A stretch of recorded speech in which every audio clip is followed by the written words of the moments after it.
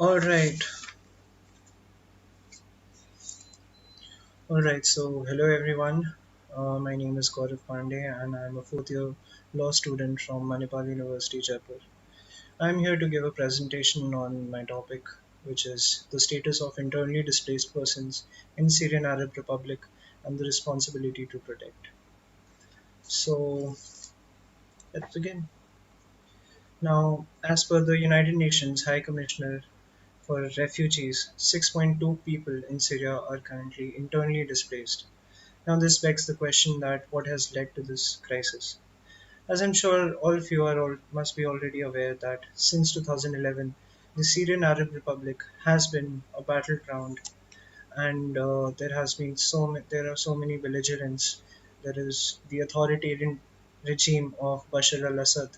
There are drone strikes by the United States. There is Russian interventions. But in this paper, we're not going to dwell into those political issues.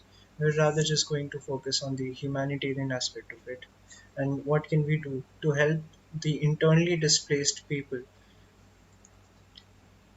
All right, so what is I would like to now elaborate on the primary research problem for my paper.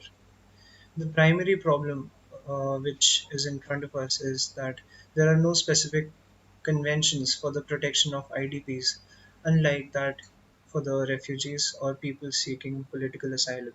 Refugees and people who are seeking political asylum, they have numerous conventions, they have so multiple rights, they have been given protection. There is a legal framework for it.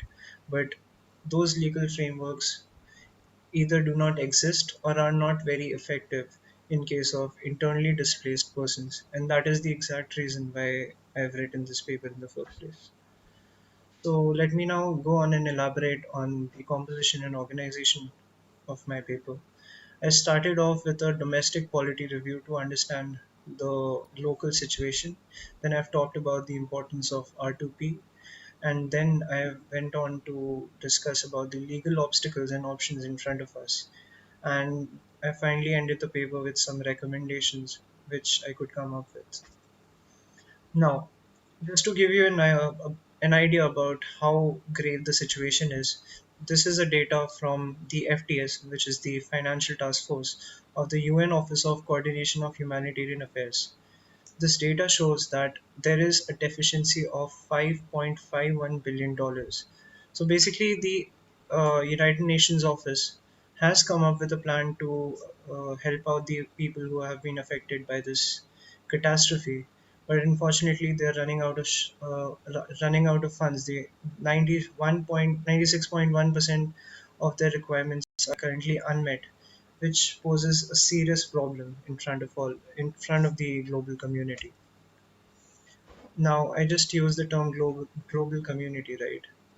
It must be lingering in your mind that how is this a global problem and how is this not a domestic problem? Well, the answer to that is quite simple. We need to understand that a crisis can emerge from any part of the country at any given particular time, and we don't always have control over it. And we also need to understand that we are quite interdependent on each other, which is exactly why India, as well as the international community, should be concerned about this and have a responsibility to protect. R2P is very necessary, especially given that we are facing a pandemic right now, and we could not understand the importance of R2P more than if we don't understand its importance right now. I don't think we'll ever be able to understand it. Now, is R2P supported elsewhere? Yes, most definitely. It's given in the UDHR, which is basically a document which considers all citizens of no matter which country they come from. They are given a few inalienable rights such as the right to live with dignity, etc. So yes, if we do consider everyone equal, all the citizens, irrespective of which country they come from, we should give equal importance to people who are internally displaced in Syria or elsewhere in the world.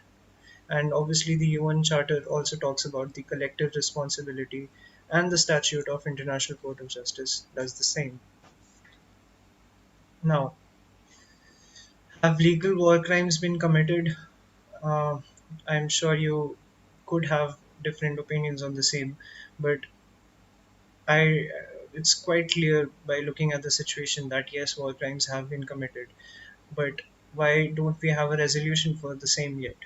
Why has Bashar al-Assad not been tried by the International Criminal Court yet? Those are a few questions that were lingering in my mind when I was writing this paper.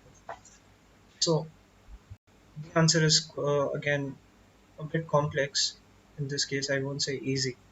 Article 5 says that the court's jurisdiction can only be invoked in when there is a crime of genocide, crime against humanity, war crimes, crimes of aggression, etc.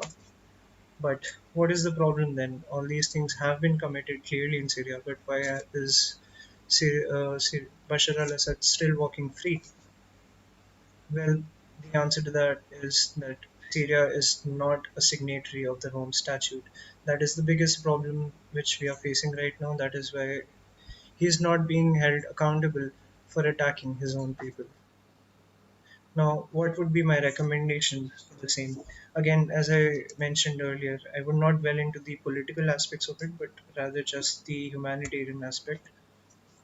We need to have some ad hoc solutions which can be implemented immediately because this is an emergency right now. And the sooner we can provide help to these people, the better it's going to be. So, those ad hoc strategies would include having a systematic process of humanitarian aid, and we would like to start with the most affected regions which are most affected by the catastrophe.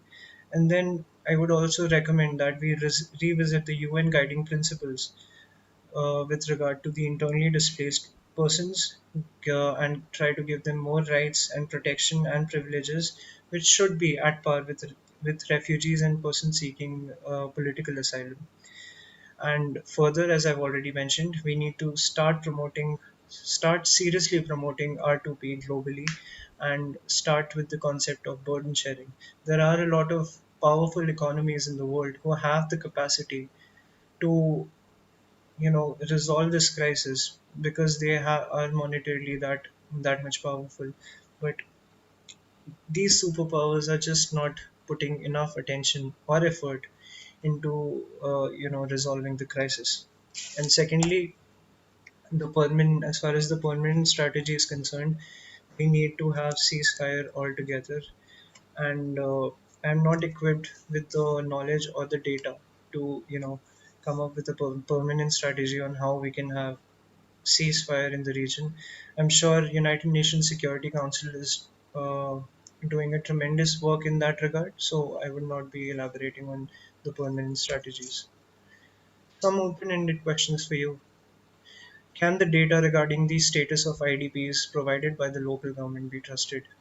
A side note for you all, Bashar al-Assad has been accused uh,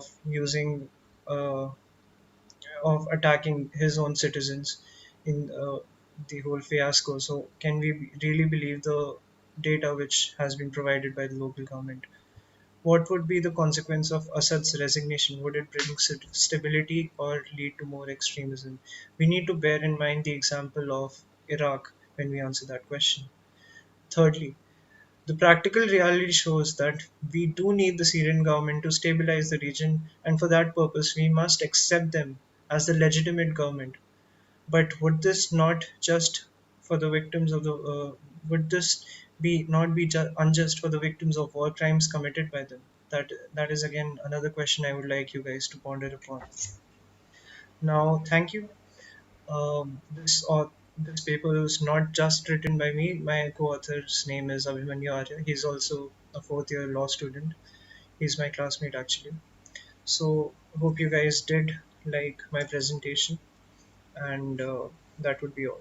Thank you.